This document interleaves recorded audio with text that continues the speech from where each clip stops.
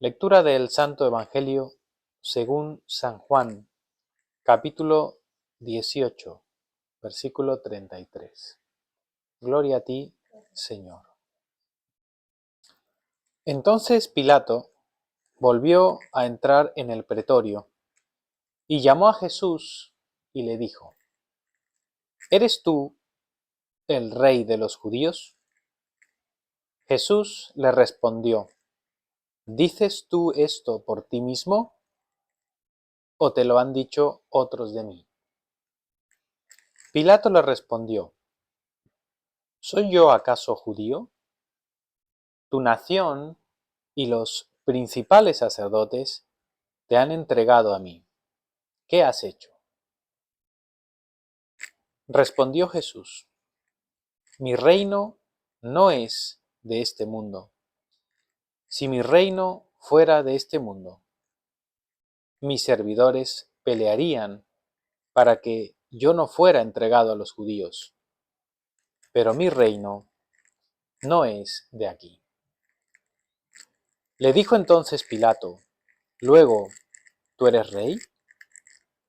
Respondió Jesús: Tú dices que yo soy rey. Yo para esto he nacido y para esto he venido al mundo, para dar testimonio a la verdad. Todo aquel que es de la verdad oye mi voz. Le dijo Pilato: ¿Qué es la verdad? Y cuando hubo dicho esto, salió otra vez a los judíos y les dijo: Yo no hallo en él ningún delito. Pero vosotros tenéis la costumbre de que os suelte uno en la Pascua. ¿Queréis, pues, que os suelte al rey de los judíos?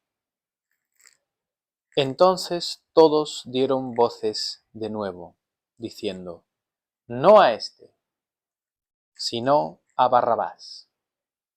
Y Barrabás era ladrón. Es el Evangelio de nuestro Señor. Gloria a ti, Señor Jesús. Amén. Que el Señor bendiga su bendita palabra. Nos sentamos, hermanos.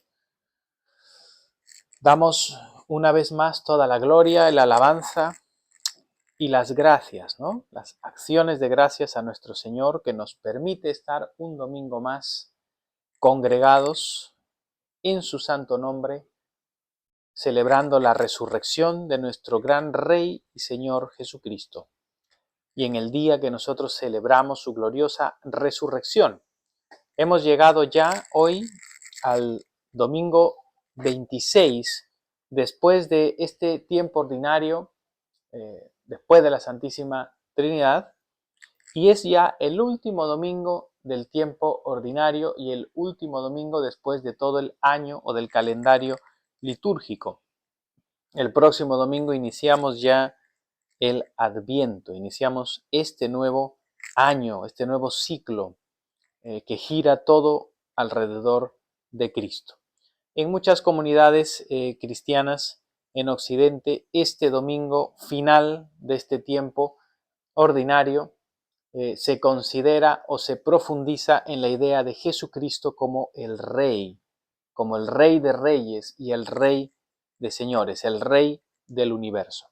Y esta lectura que tenemos hoy en el Evangelio de San Juan nos lleva a meditar en esta realidad. Hemos estado meditando en el Evangelio de Marcos a lo largo de este ciclo, todo el ascenso del Señor Jesucristo en ese camino hacia el Calvario, en ese camino hacia la cruz, hacia la Pascua, hacia donde Él se entrega por nosotros como el Cordero de Dios y también como el sumo sacerdote que ofrece ese sacrificio perfecto que nos reconcilia con el Padre. Pero hemos estado viendo una serie de encuentros y de controversias del Señor, tanto con judíos, también con algunos gentiles, y hemos visto diferentes tipos de reacciones y respuestas ante el llamamiento de Cristo a seguirle. En el pasaje que vamos a ver hoy, nos adentramos en ese momento ya previo a la pasión del Señor, cuando el Señor comparece delante de los tribunales humanos, ¿no? Habiendo comparecido delante del tribunal judío ante el sumo sacerdote, Anás y Caifás, ¿no?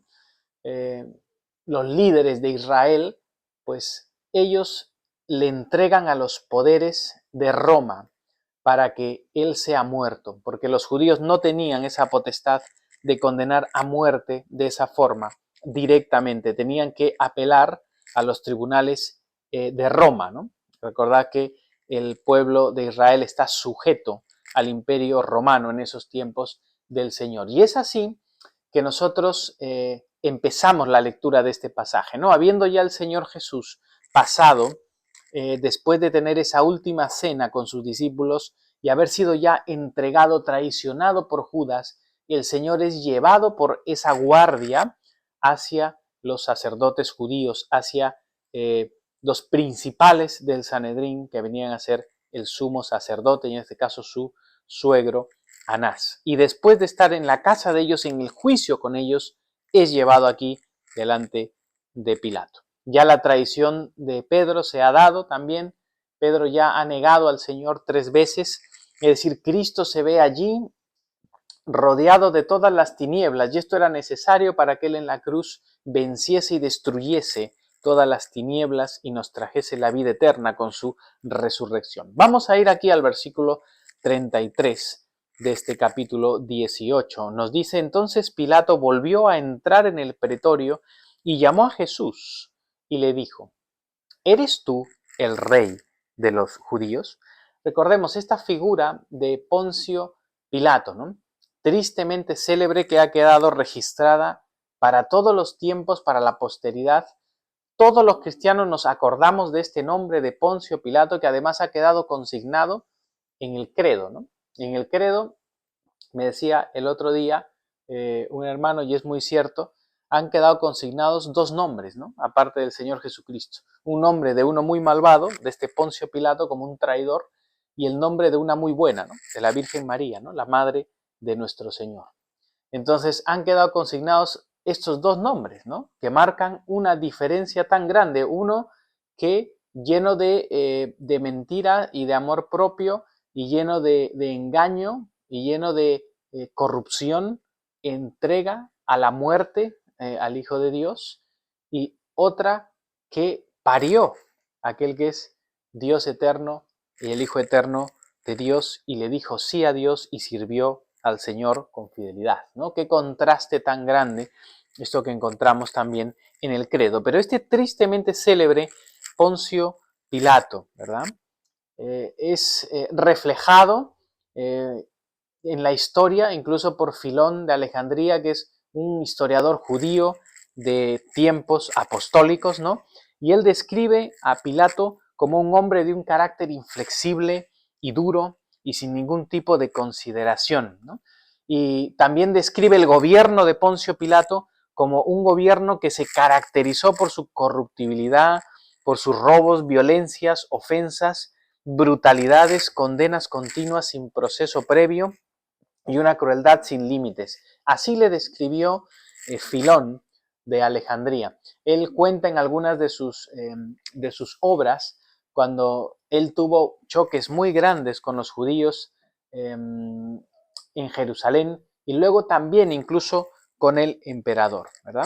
Probablemente se sospechaba incluso de que él no era totalmente fiel al emperador, y todo este juicio de Jesús, esta farsa de juicio de Jesús, pudo haber sido también de parte de él, parte de su estrategia para él no ser juzgado mal por el emperador y el imperio romano en general. Tenemos que entender cuál era la posición de Poncio Pilato. Poncio Pilato era realmente el procurador romano o el gobernador romano allí. Entonces él era un delegado realmente que debía transmitir el poder del imperio en toda aquella zona.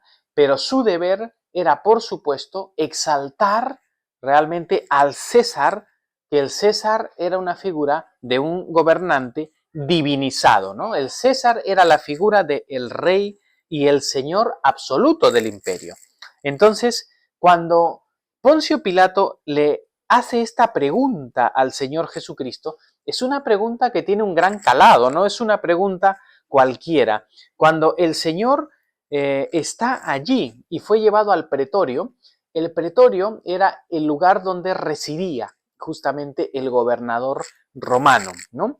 Que en esa época todo el complejo del templo que había construido Herodes, que era, como vimos en un sermón anterior, era un complejo impresionante, pues junto a ese complejo él había construido también lo que era el palacio de Herodes, ¿no? El palacio de este Herodes el Grande era un palacio tremendo, era un palacio grandísimo y dicen que en cierta manera competía también con la grandiosidad que tenía el templo, ¿no? Era menor, pero era un palacio impresionante. Y en esa zona del palacio estaba una zona, una torre, un fuerte que se llamaba la torre o el fuerte Antonia, ¿no? Y en ese fuerte es donde se encontraba realmente la guardia romana custodiando la casa del, de Pilato, la casa del procurador, del gobernador romano. Entonces ese es el lugar del pretorio, era algo que estaba muy pegado a una esquina del mismo templo. Entonces era una zona muy importante, una fortaleza muy importante, y es allí donde el Señor es llevado. Y es allí donde interroga Pilato al Señor Jesucristo. Entonces, esta pregunta de si tú eres el rey de los judíos no es una pregunta cualquiera, no es una pregunta al azar, no es una pregunta en son de burla hacia el Señor, no, es una pregunta verdadera, porque lo que está haciendo aquí Pilato es lo que los romanos llamaban en la ley romana la cognitio, ¿no? Era parte de la investigación que ellos tenían que hacer en todo proceso judicial, en todo proceso legal, en toda acusación, ellos tenían que hacer una investigación de los hechos para ver si las acusaciones eran ciertas. Y esta cognitio era parte de lo que le tocaba como responsabilidad a Pilato. Y eso es lo que él está haciendo al hacerle esta serie de preguntas o de interrogatorios al Señor. ¿Por qué? Porque la acusación de los judíos hacia Cristo fue clara, ¿no? Los judíos tenían su idea de acabar con Cristo porque él se estaba proclamando como el Hijo de Dios, como el Mesías, y se estaba identificando directamente como divino, como aquel Hijo eterno de Dios. Y ellos, en su envidia, en sus celos y en su negativa, ellos rechazaron aquel que es la piedra de fundación del pueblo de Dios, de la iglesia. Entonces, la acusación la vemos en Lucas capítulo 23, ¿no? Allí dice, levantándose toda la muchedumbre de ellos, de los judíos, llevaron a Jesús a Pilato y comenzaron a acusarle, diciendo, a este hemos hallado que pervierte a la nación y que prohíbe dar tributo al César, diciendo que él mismo es el Cristo, un rey. Esta es la acusación de los judíos hacia o en el fuero romano, digamos, es lo que le están diciendo a los romanos que hace Cristo, son mentiras, pero es lo que ellos están diciendo que dice Cristo, están dando falso testimonio de Cristo, porque él nunca dijo que a César no se le dé el tributo, ni Jesús se estaba manifestando como alguien que derrocaba el poder del imperio romano, pero ellos le acusan falsamente para que Roma le juzgue como sedición, le juzgue como un sedicioso, como aquellos revoltosos que intentaban quitar el imperio de Roma por la fuerza. Y lo que estaban buscando, por supuesto, es que Cristo sea muerto, que Cristo muera a manos de los romanos, y es así como le llevaron hasta la cruz, pero lo que ellos no sabían que todo esto estaba dentro del plan eterno de Dios para redimirnos y salvarnos a todos. Entonces, la pregunta clave aquí de Pilatos es si eres tú rey de los judíos, pero con la intención de ver si él es un revolucionario y si él es un enemigo de Roma y si él es un peligro para el César. Pero los judíos, por otro lado, ellos tienen la expectativa del Mesías y rey. Y aquí es donde está el problema. Los judíos esperaban la venida del Mesías y ellos sí que esperaban un Mesías militar, político, que destronara al César y trajera otra vez el reino de Dios a través de la nación de Israel. Pero ellos han rechazado en Cristo esta figura, porque Cristo ha venido como aquel que vino a servir y no a ser servido, no como aquel que vino en un poder militar, sino aquel que vino a traer el perdón de los pecados y la vida nueva. Pero estos falsos religiosos judíos, llenos de amor al poder y al dinero, aristócratas, ven su propia posición en peligro y entregan a Cristo para que sea crucificado. Ahora vemos lo que Jesús le responde a Pilato ante su interrogatorio, ¿no? El versículo 34. Jesús le respondió: ¿dices tú esto por ti mismo o te lo han dicho otros de mí? Entonces la pregunta de Jesús es: ¿estás preguntándome esto tú sinceramente porque tienes tú la inquietud de si yo realmente soy el rey? ¿O lo preguntas porque otros, es decir, los falsos estos, los judíos, me están acusando con esto, ¿no? Otros dicen esto de mí.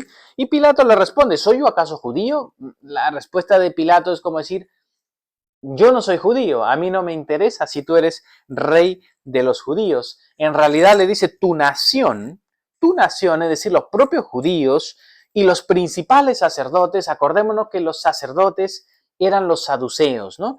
Era una casta sacerdotal y la aristocracia, ¿no? Lo que había quedado de los asmoneos, digamos, esa aristocracia de estos reyes asmoneos en la época de los macabeos, había quedado concentrado ese poder en los sumos sacerdotes y el Sanedrín, ¿no? Ellos presidían este Sanedrín. Entonces, Pilato le está diciendo: tu nación y los sumos sacerdotes, los gobernantes de tu pueblo, son los que te han entregado a mí para que yo te juzgue, para que yo te mate. ¿Qué es lo que has hecho? Esta es la incongruencia de esto. El mismo Pilato le dice: pero ¿cómo es posible que si tú eres el Cristo, que si tú eres el rey de los judíos, quienes ellos esperan supuestamente para consumar el reino de Israel, ¿por qué te han entregado ellos a mí? ¿Qué es lo que tú has hecho? Y el Señor le responde, ¿no? Versículo 36, mi reino no es de este mundo. Si mi reino fuera de este mundo, mis servidores pelearían para que yo no fuera entregado a los judíos, pero mi reino no es de aquí. Pilato está preocupado por las implicaciones políticas del hecho de que Jesús sea rey. Él tiene que investigar esto. Por eso él está indagando y está sorprendido de que si él es rey, si él se está proclamando como el rey de los judíos y está planteando una oposición a Roma y destruir el imperio e ir en contra del reinado de César, ¿por qué razón su propia nación y sus gobernantes le entregan? No cuadra lo que está ocurriendo. Y eso es lo que ocurre en el pensamiento de Pilato, pero a él no le interesa. Él mismo dice: yo no soy judío, no me interesa qué clase de rey eres, pero ¿por qué te están entregando? Y ahí es donde el Señor Jesús confiesa, hace la profesión de que él verdaderamente sí es el rey. Esta es la buena profesión, ¿no? De la que San Pablo le dice a Timoteo en su epístola, ¿no? En el capítulo 6, cuando le dice que él, Timoteo, había hecho la buena profesión delante de muchos testigos, la buena confesión, y le dice la misma profesión que hizo Jesús delante de Pilato, ¿no? ¿Cuál es esa confesión? Y esa confesión que Timoteo hizo en su bautismo y que cada cristiano confiesa cuando es bautizado o su fe es confirmada después de haber sido bautizado, es la profesión de que Jesús es rey, de que Jesús es el Señor y es mi rey, mi Señor y Salvador y el Rey del universo. Y aquí Jesús le está diciendo: sí soy rey, pero mi reino no es de este mundo. ¿Qué significa mi reino no es de este mundo?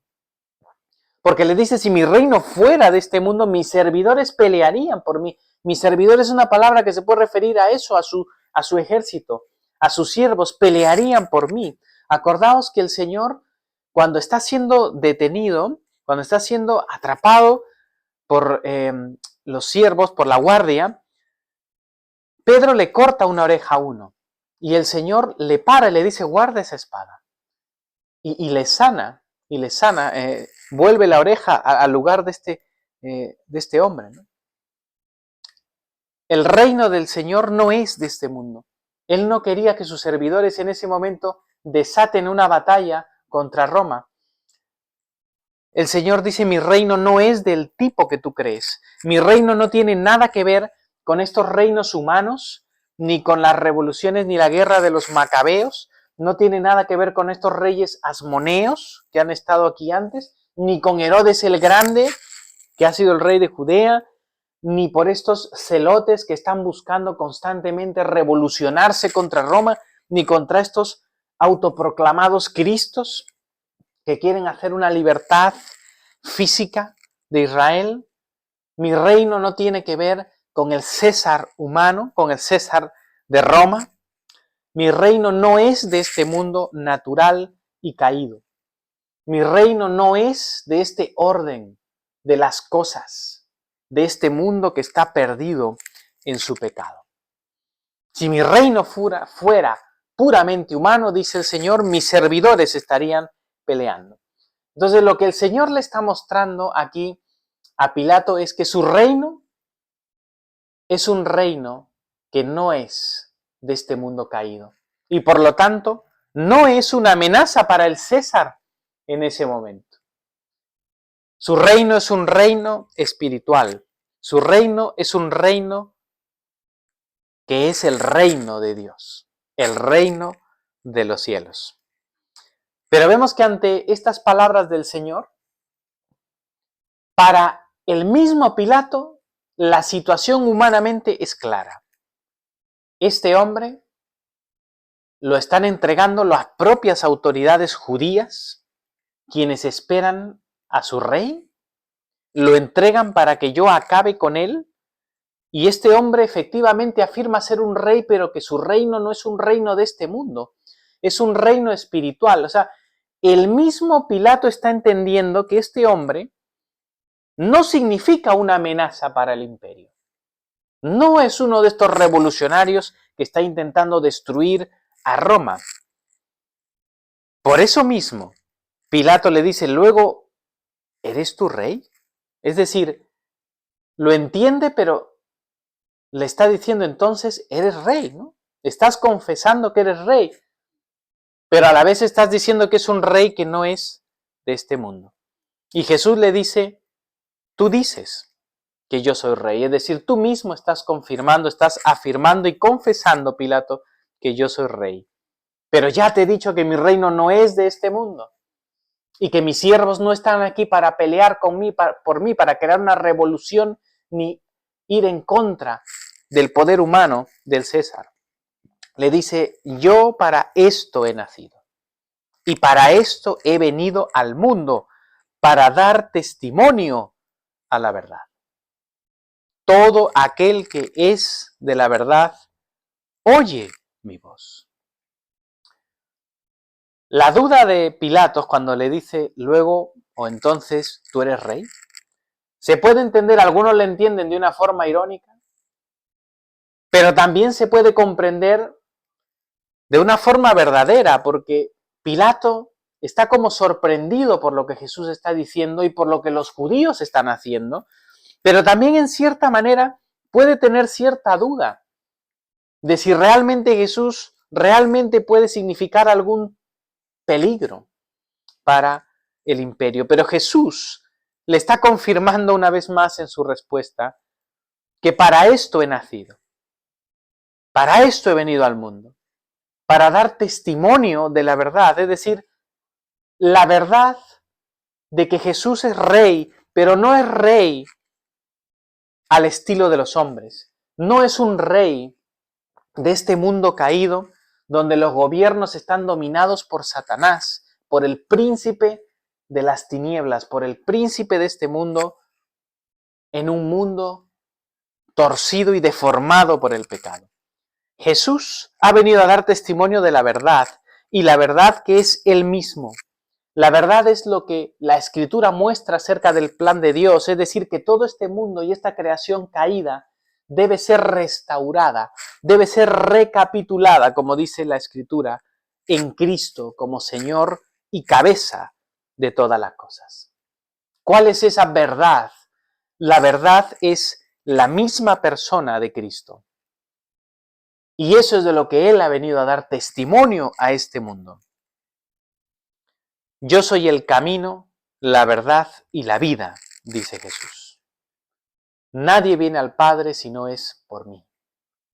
Ese es el testimonio de la verdad. Que este mundo, caído por el pecado, torcido, depravado, corrupto, por la caída de Adán, que fue aquel primero que debió ser rey, y fue entregado a Satanás, porque él perdió ese reino. Allí en Génesis, capítulo 3, en la caída de la humanidad, y este mundo fue sujeto a vanidad, como dice San Pablo en Romanos, y esta creación, por eso vemos tanta maldad, tanto sufrimiento, tanta muerte, tanto pecado, tanta injusticia, es porque este mundo está bajo el poder de Satanás.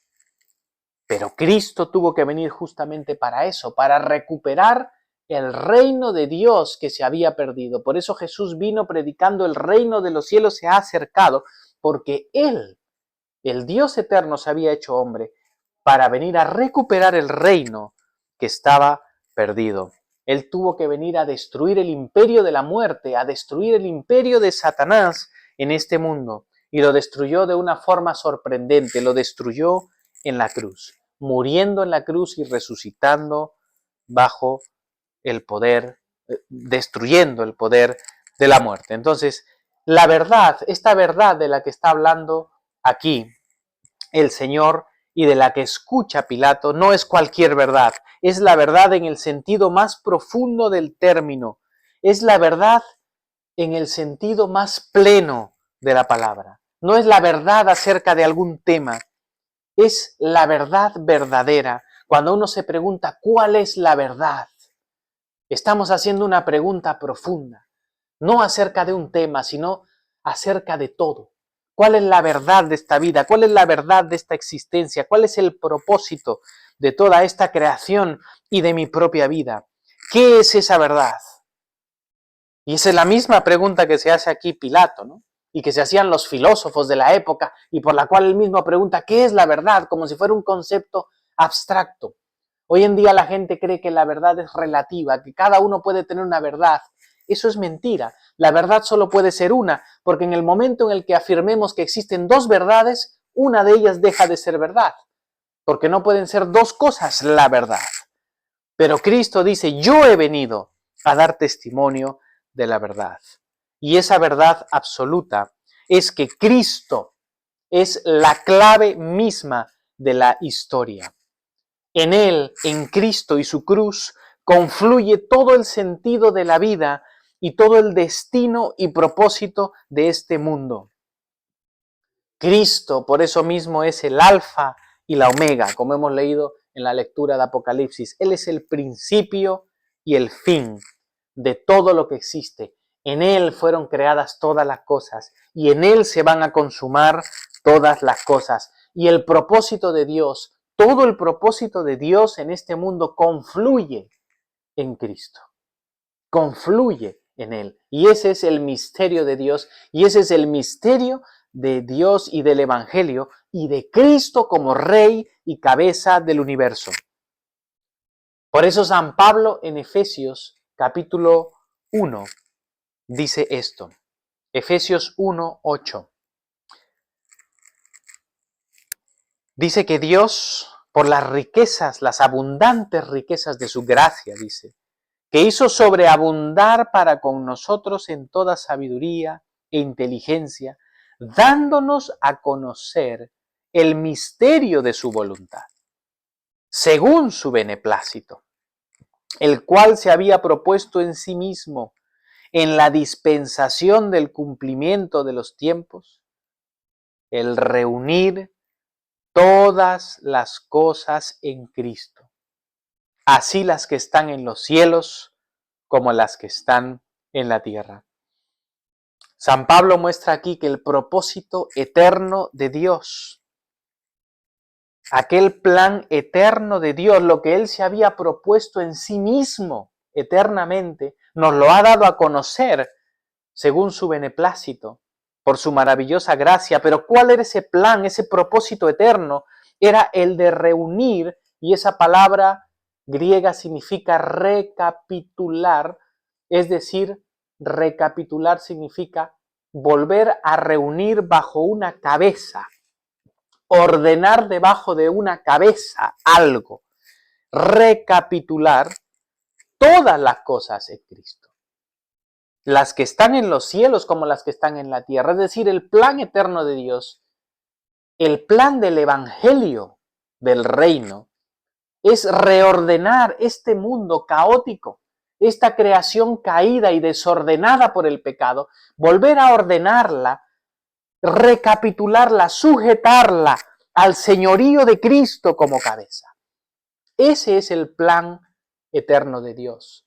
Restaurar su mundo, su creación que fue destruida por el pecado, separada por el pecado, corrupta por el pecado, y volver a reunirla, ordenarla bajo el señorío de Cristo como Rey y Señor. Por eso en Colosenses 1:19 dice San Pablo también, por cuanto agradó al Padre que en Él, en Cristo, habitase toda la plenitud, y por medio de Él, de Jesucristo, reconciliar consigo todas las cosas, así las que están en la tierra como las que están en los cielos, haciendo la paz mediante la sangre de su cruz. El propósito de Dios, una vez más, es que en Cristo, por medio de Él, por la sangre de su cruz, es decir, en Cristo y en su muerte expiatoria en la cruz, en su crucifixión, en su sacrificio perfecto, Dios reconcilia, es decir, volver a unir, reconciliar, volver a unir con Él aquello que fue roto y separado por el pecado. Lo que está en los cielos y la tierra, toda la creación, lo celestial, aquellos creado en lo celeste, en lo espiritual y lo físico, todo fue roto y separado de Dios por el pecado. Pero el plan de Dios es reconciliar, volver a unir todo lo creado con Dios. ¿Pero cómo? A través de Cristo como cabeza, como Rey y como Señor. Por eso es que en Cristo confluye todo el plan de Dios. En Cristo y su cruz confluye todo el universo y la creación con Él como cabeza. Qué maravilloso, pero esta es la figura bíblica de esta redención cósmica, de esta salvación cósmica, donde Cristo es el Rey verdadero del universo, en quien se sujeta toda la nueva creación. Pero esto tiene una condición, por eso es que el Evangelio del Reino, el Señor vino, el reino de los cielos se ha acercado, arrepentíos y creed en el Evangelio. Cree este anuncio, cree que Cristo ha venido a este mundo como Rey y Señor para restaurar todas las cosas y para salvarte. Pero nosotros tenemos que unirnos libre y voluntariamente a ese reino, sujetándonos a este Señor, viniendo a Cristo, arrepintiéndonos de nuestros pecados, creyendo este mensaje y diciendo, Señor, yo te recibo como mi Señor y mi Salvador, sé tú mi Rey y me entrego a ti, Jesucristo, para seguirte con fidelidad como mi Señor. Ese es el anuncio del Evangelio y ese es el llamado del Evangelio. Ven a los pies de Cristo, entrégate a Jesús como tu Rey y como tu Señor. Sírvele. Y esa es la confesión de fe en el bautismo. Jesús es el Señor. Qué glorioso anuncio, qué gloriosa realidad de lo que es el reino de Dios. Jesucristo como Rey y Señor. Pero Pilato no está entendiendo nada de esto, ¿verdad? Pilato está entendiendo esto en términos humanos y por eso pregunta, ¿qué es la verdad? Pero él no está buscando realmente la verdad. Él no está buscando realmente entender a Cristo. Por más que su mujer le advirtió, le dijo, no tengas nada que ver con este justo, porque en sueños he padecido mucho por él. El Señor le estaba advirtiendo a Pilato, incluso en sueños. Y aquí Cristo le está dando la oportunidad perfecta para que él lo confiese como Señor. Pero para su propia perdición, Pilato rechaza a Cristo, al igual que los judíos, y se constituyen en enemigos del reino mismo de Dios. Es triste, pero así es como vemos a aquellos que rechazan el reino de Dios. A él solamente le interesa si él es inofensivo para el poder de Roma, y a los judíos les interesa eliminar a este que intenta hacerse Mesías y rey, pero en el cual nosotros estamos viendo un débil hombre. Triste. Pero vemos ahora a Pilato salir otra vez delante de los judíos, convencido de que Jesús es inocente, y esto para su propia condenación. Versículo 39 les dice, pero vosotros tenéis la costumbre de que os suelte a uno en la Pascua. ¿Queréis pues que os suelte al rey de los judíos? Y fijaos, él le confiesa una vez más como rey de los judíos delante de ellos mismos, pero sabiendo que él no es un rey humano. Y lo hace muy probablemente en un son también de burla con ellos, ¿no? Y ahora fijaos la respuesta de todos los judíos, ¿no? Entonces todos los sumos sacerdotes que estaban allí dieron voces de nuevo diciendo, no a este, sino a Barrabás, y Barrabás era ladrón. Pilato, seguro de la inocencia y de que Jesús era inofensivo para los propósitos del César, propone liberarlo como el regalo que él hacía en la Pascua de liberar a uno que esté preso. Pero los judíos allí, desechando a aquel que es el autor de la vida, desechando a aquel que era su Mesías, le dicen no, a este crucifícale, danos a Barrabás, a aquel que era un homicida y un ladrón. Y aquí se cumple aquello que Cristo les había dicho a los judíos días antes. Mateo 21, 42. Jesús les dijo, ¿nunca leísteis las Escrituras? La piedra que desecharon los edificadores ha venido a ser cabeza del ángulo. El Señor ha hecho esto. Y es cosa maravillosa a nuestros ojos. Por tanto os digo que el reino de Dios será quitado de vosotros y será dado a un pueblo que produzca los frutos de él. Y el que cayere sobre esta piedra será quebrantado, y sobre quien ella cayere le desmenuzará. Y oyendo sus parábolas, los principales sacerdotes y los fariseos entendieron que hablaba de ellos. Jesús les había dicho ya ante su rechazo, el reino será quitado de vosotros, el reino de Dios que venía a este mundo con Cristo, para que ese pueblo de Dios de la antigua alianza, el Israel, reconociera a su Mesías y se extendiera a todas las naciones. Ellos negaron al Cristo y el reino le fue quitado y le fue entregado a otro pueblo que produzca los frutos de él. Ese pueblo es la iglesia. Ese pueblo es la iglesia reunida de toda lengua, tribu y nación. La iglesia del Dios viviente, donde hoy se mueve el reino de Dios en este mundo como una embajada. El reino de Cristo, ese reino glorioso, ese reino de justicia, de amor, de santidad, de paz, se mueve en este mundo todavía perdido y todavía con el dominio de Satanás, pero el reino de Dios se mueve a través de los cristianos, de la iglesia fiel a Cristo. Y ese reino se consumará y vendrá con poder y gloria cuando Jesucristo regrese a juzgar a los vivos y a los muertos. La pregunta es, ¿qué hacemos nosotros con este reino? Y si somos parte de este reino, si estamos en Cristo y somos fieles a Cristo, estamos en su reino y estamos bajo su rey y tenemos que vivir con los parámetros del reino de los cielos, obedeciendo los mandamientos de Cristo, siendo fieles a Jesús, siguiéndole hasta el fin, en medio de un mundo perdido, en medio de un mundo donde los reinos humanos están contrarios a Cristo, como lo estuvieron en ese momento a través de estos judíos, a través de Roma, que llevaron a Cristo a la cruz. Los gobiernos de este mundo están contrarios al reino de Dios, pero la iglesia es de un reino aparte, de un reino celestial, hasta que Jesús venga y establezca su reino otra vez en su venida con gloria. Hasta ese momento los poderes del reino se mueven espiritualmente a través de la vida de la iglesia. Y esto nos lleva al Salmo 2, donde nos dice: ¿por qué se amotinan las gentes y los pueblos piensan cosas vanas?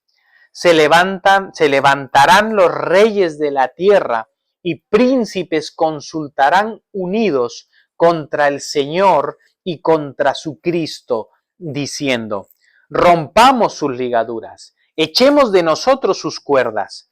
El que mora en los cielos se reirá, el Señor se burlará de ellos, luego hablará a ellos en su furor y los turbará con su ira. Pero yo he puesto mi rey sobre Sión, mi santo monte. Yo publicaré el decreto. Yahvé me ha dicho: mi hijo eres tú, yo te engendré hoy. Pídeme y te daré por herencia las naciones, y como posesión tuya los fines de la tierra. Los quebrantarás con vara de hierro, como vasija de alfarero los desmenuzarás. Ahora pues, oh reyes, sed prudentes, admitid amonestación, jueces de la tierra. Servid al Señor con temor y alegraos con temblor. Honrad al Hijo, para que no se enoje y perezcáis en el camino, pues se inflama de pronto su ira.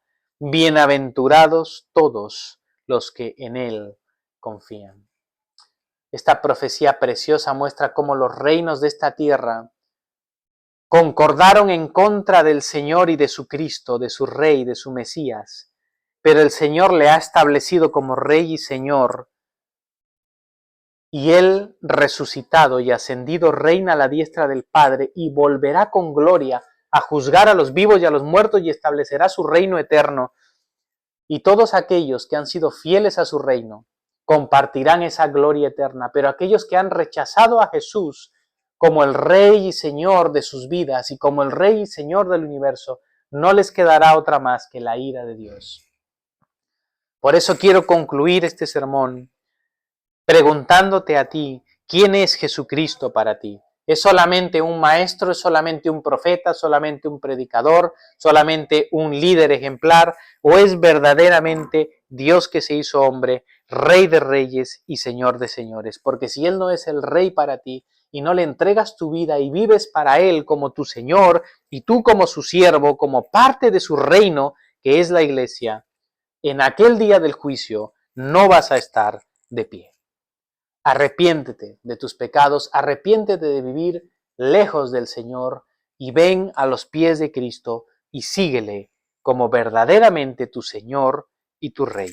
Eso es lo que significa confesar a Cristo como Señor, y esa es la confesión que hacemos en nuestro bautismo. Jesucristo es el Señor. Jesucristo es mi Señor. Así que examinemos nuestros corazones y los que somos cristianos vivamos bajo los parámetros del reino de Dios, que no es otra cosa que vivir en la obediencia a los mandamientos de Dios, centrados en amar al Señor con todo nuestro corazón, con toda nuestra vida, con todo nuestro ser, y al prójimo como a nosotros mismos. Vivamos manifestando a todos los que nos rodean el reino de Dios, que la gente vea que somos ciudadanos del reino. Por eso dice San Pablo: por tanto no permitáis que se blasfeme de lo que para vosotros es bueno, porque el reino de Dios no es comida ni bebida. El reino de Dios no son las cosas de este mundo, sino justicia y paz y gozo en el Espíritu Santo. Porque el que de esta manera sirve a Cristo es aceptable a Dios y aprobado por los hombres. Que nuestras vidas manifiesten la justicia, la santidad, la misericordia, esa paz de Dios, esa misericordia y el buscar la reconciliación del hombre perdido y el gozo del Espíritu Santo. Si manifestamos estas cosas en nuestras vidas, en vidas llenas de amor, estamos manifestando el reino de Dios a los que nos rodean. Que Dios nos ayude, que su palabra sea firme en nuestro corazón y que perdone Él nuestros pecados cuando no hemos sido realmente embajadores de su reino. En el nombre del Padre, y del Hijo, y del Espíritu Santo. Amén.